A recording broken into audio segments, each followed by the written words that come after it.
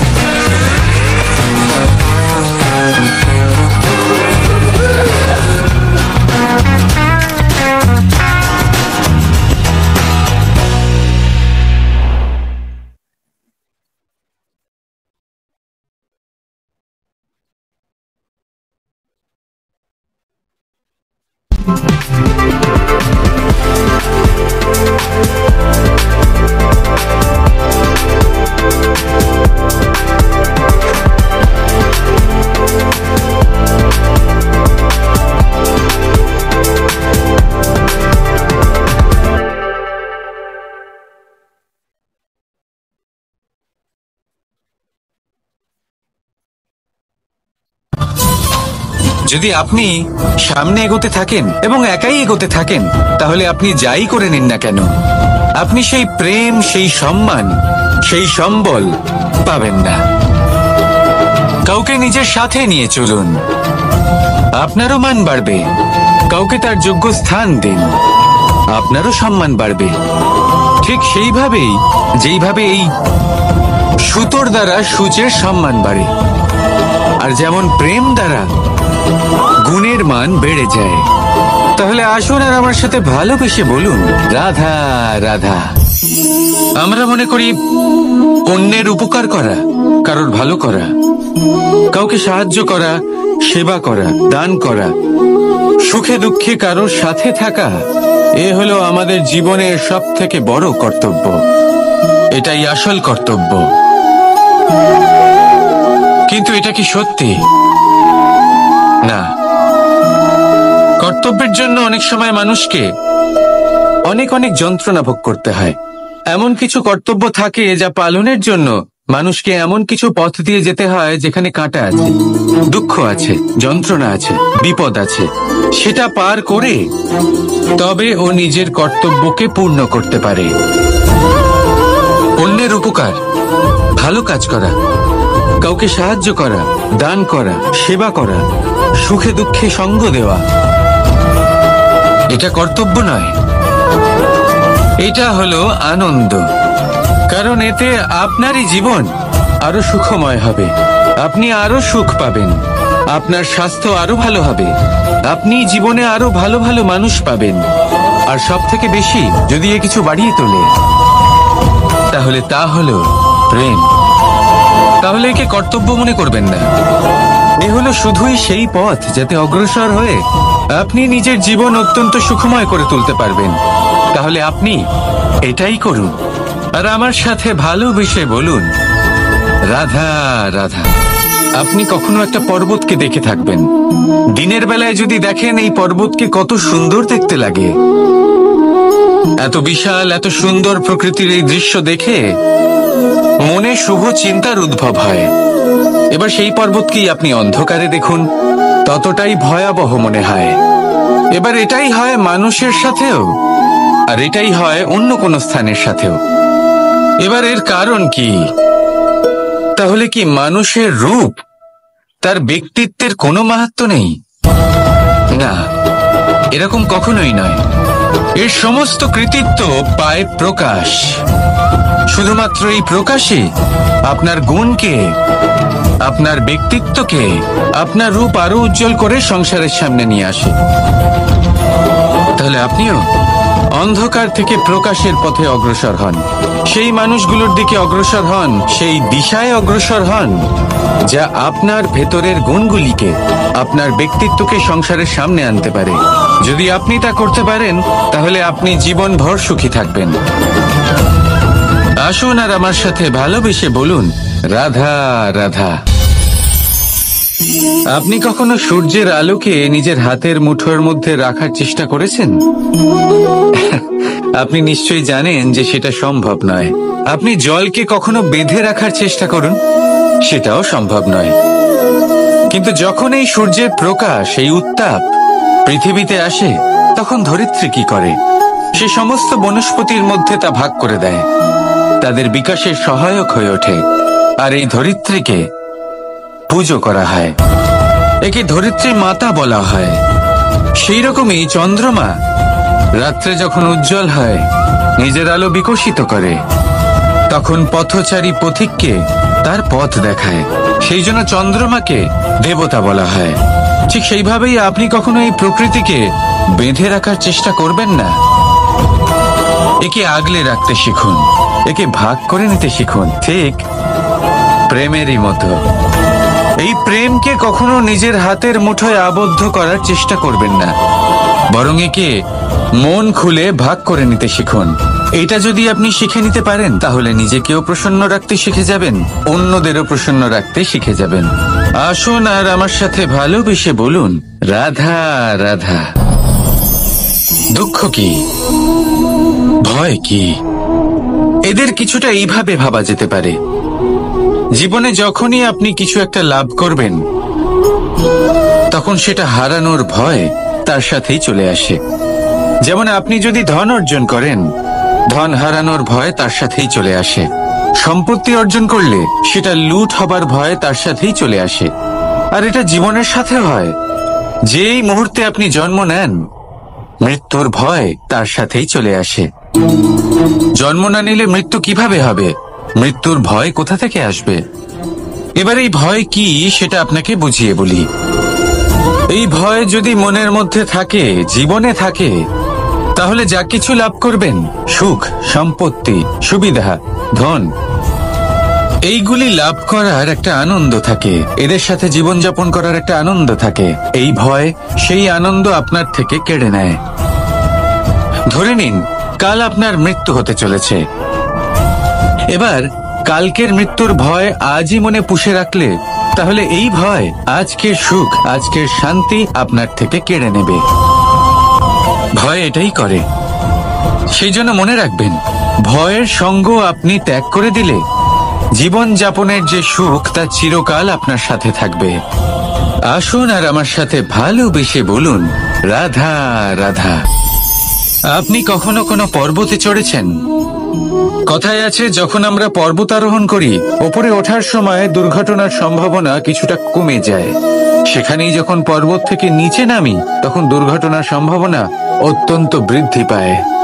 অর্থাৎ নামার সময় আমাদের আরো ভারসাম্য বজায় রাখতে হয়, আরো সাবধানে থাকতে হয়, অর্থাৎ বিবেককে জাগিয়ে রাখতে হয়। এবার জীবনেও সাফল্যের পর্বত আরোহণের সাথে এটাই হয়। যখন আমরা সাফল্যের পর্বত আরোহণ করতে থাকি, তখন এমনি আমাদের লক্ষ্য আমাদের গন্তব্যের দিকে থাকে। আমরা নিরন্তর পরিশ্রম করি, চেষ্টা করতে থাকি, আমাদের মধ্যে সেই উৎসাহ থাকে, সেই সাহস থাকে। কিন্তু একটা কথা সত্যি, সমস্ত আরোহণের পরে অবরোহণ থাকে।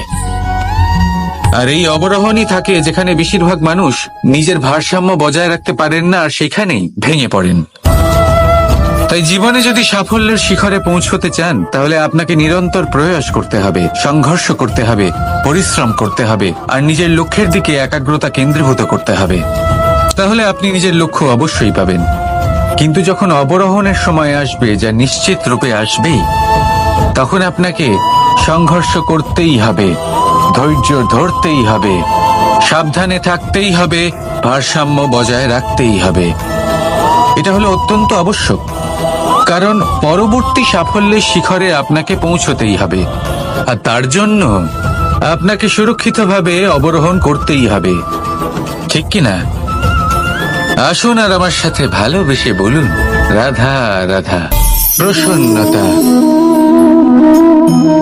এমন এক অনুভূতি যা আমরা সকলে পেতে চাই।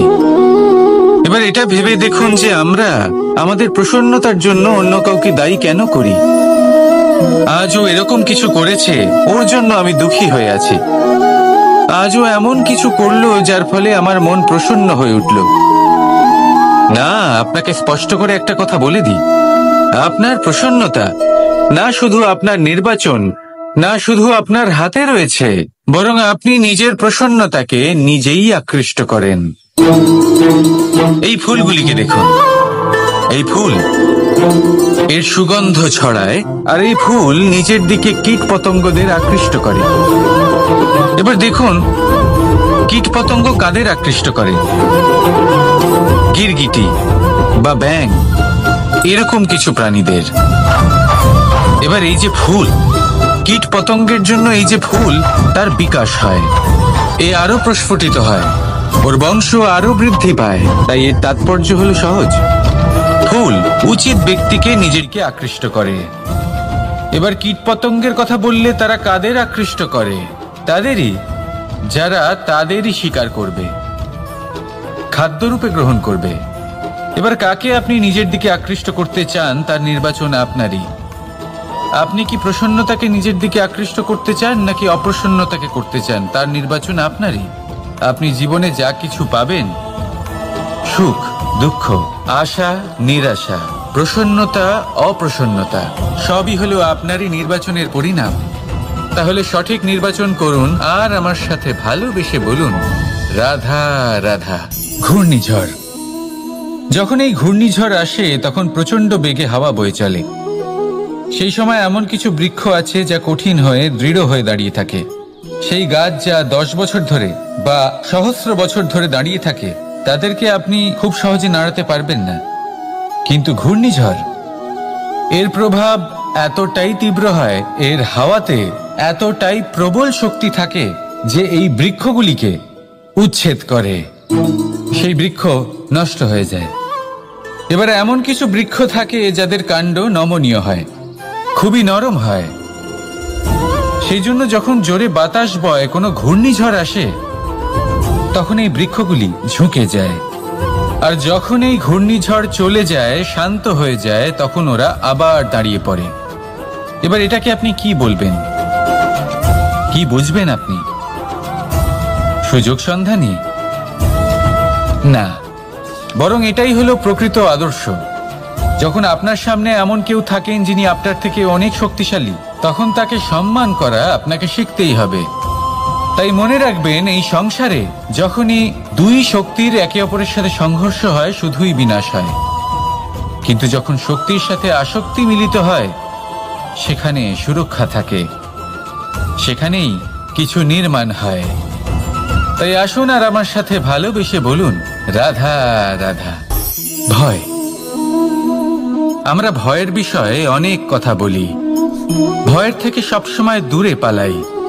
কখনো ভেবে দেখেছেন আমরা এই ভয়ের সদ্ব্যবহারও কি করতে পারি না? নিশ্চিত রূপে করতেই পারি।